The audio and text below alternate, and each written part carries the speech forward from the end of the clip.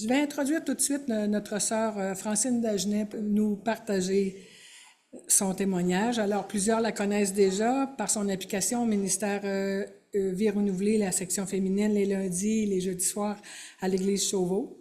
Alors, voici son témoignage de vie. Merci. Bonne journée.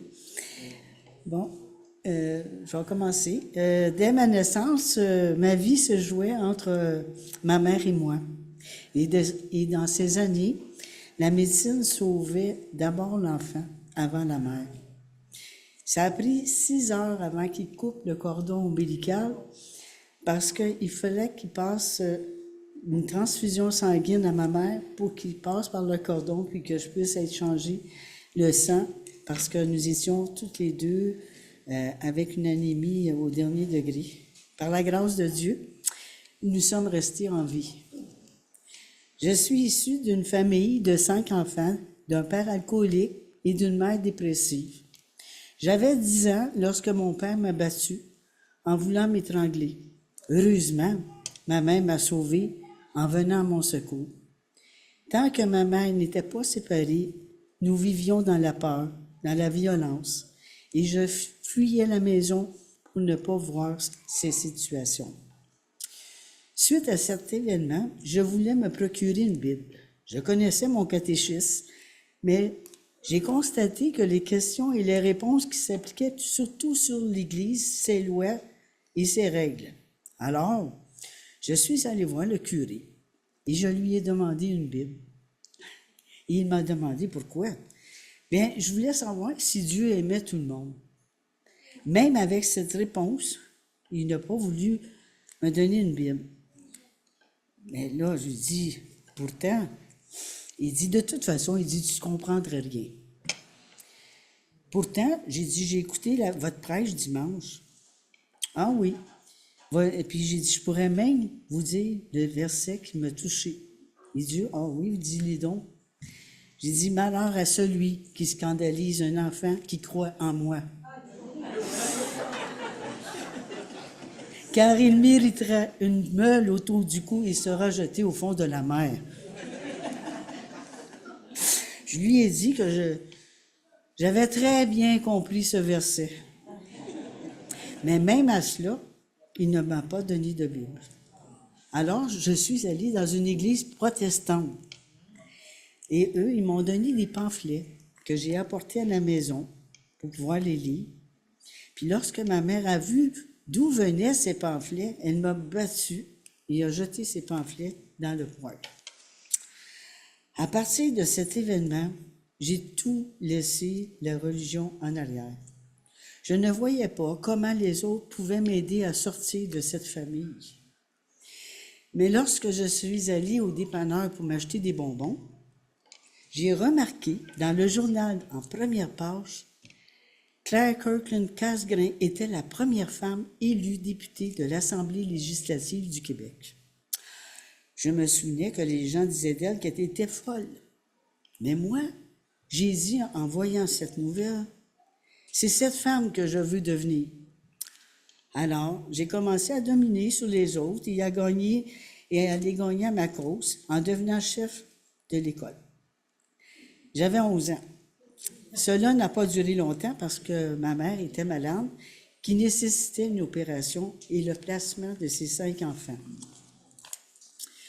J'ai été placée dans une famille d'accueil pour une période de 2 ans et j'ai bien vite compris qu'il y avait d'autres moyens d'agir dans mes relations avec les autres.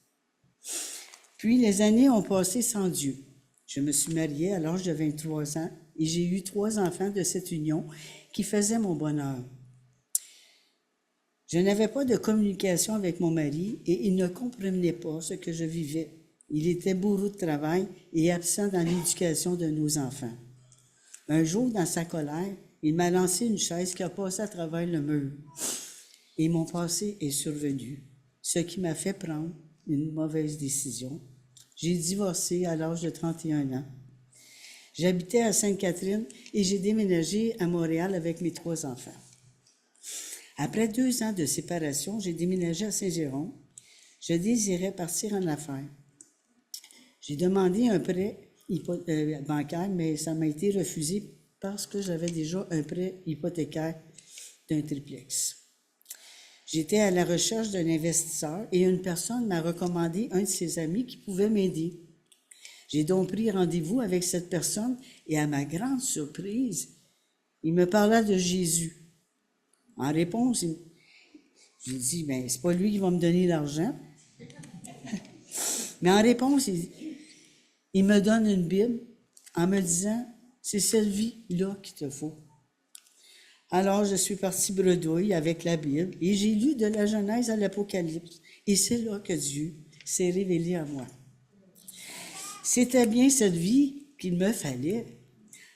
J'avais 33 ans et la Bible répondait à mes questionnements, ce qui m'a amené à chercher une église pour élargir mes connaissances. Car la personne qui m'avait évangélisé ne fréquentait aucune église. Alors, j'ai visité plusieurs églises et j'ai choisi l'église réformée baptiste à Saint-Jérôme, dont le pasteur était René Hénaud. J'ai reçu le baptême à l'âge de 33 ans en 1985. Je voulais évangéliser le monde. Alors, avec un frère dans le Seigneur, nous avons démarré une entreprise en vendant des espaces publicitaires sur des couvertures en plastique qui recouvraient les bottins téléphoniques. Sur les rebords de cette couverture était imprimé dans les urgences le plan du salut et le numéro de téléphone d'une église évangélique locale, qui a été distribué par Poste Canada, dont chaque porte, Gatineau, Pointe-Gatineau, Mont-Laurier, ont reçu le message de la bonne nouvelle de Jésus-Christ. Mais il y eut une séparation car il voulait continuer seul. Alors, j'ai déménagé à Montréal et je me suis jointe à une église évangélique, Union Baptiste, à l'église du Réveil avec le pasteur André Normandin. Je me suis impliquée immédiatement en tant que secrétaire trésorière et j'ai œuvré plusieurs années sur le conseil d'administration et plusieurs années comme missionnaire, comme le ministère suivant la venue du bateau Logos, avec Opération Mobilisation Canada, OM Québec, puis changé après ça par le Roc Aide aux jeunes.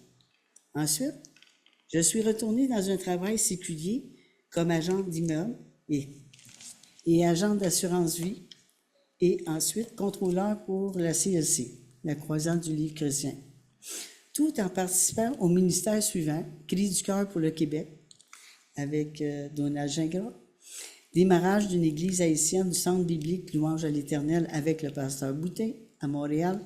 Puis, en 2017, j'ai aussi contribué avec mon cousin à démarrer l'Alliance Réveil des Nations avec le pasteur Yves Dagenet.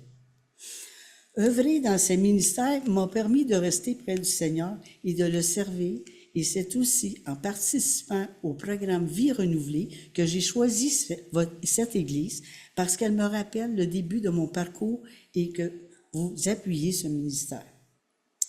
J'aimerais continuer ce ministère parce qu'il m'a fait réaliser que j'avais des besoins de guérison dans les domaines suivants. Je vivais dans le déni, j'étais autosuffisante, je ne voyais pas ma vulnérabilité et je me plaisais dans la solitude et surtout, je me plongeais dans le travail pour ne pas me voir tel que je suis. La vie chrétienne est un cheminement et voilà comment Jésus a transformé ma vie. Il m'a donné la force d'affronter les dénis que je ne voulais pas revivre, les douleurs engendrées par moi-même et envers les autres. Alors Jésus a commencé à transformer ma vie intérieure et cela m'a amené à connaître le pardon de Dieu, à me pardonner et à pardonner aux autres. Il est venu pour me donner la joie, la paix et l'amour véritable. Il m'a donné la foi et cette foi me donne la joie d'aimer et d'être aimé de Dieu et de participer aussi à la vie de Dieu. La foi est pour moi un carrefour où je rencontre le cœur de Dieu, qui devient mon bonheur. Comprendre que Jésus est à la fois 100% homme et 100% Dieu est primordial pour ma vie spirituelle. Cela signifie qu'en tant qu'homme, il a connu aussi la douleur humaine et en tant que Dieu, il a été mon rédempteur. Comment ma vie a-t-elle été transformée?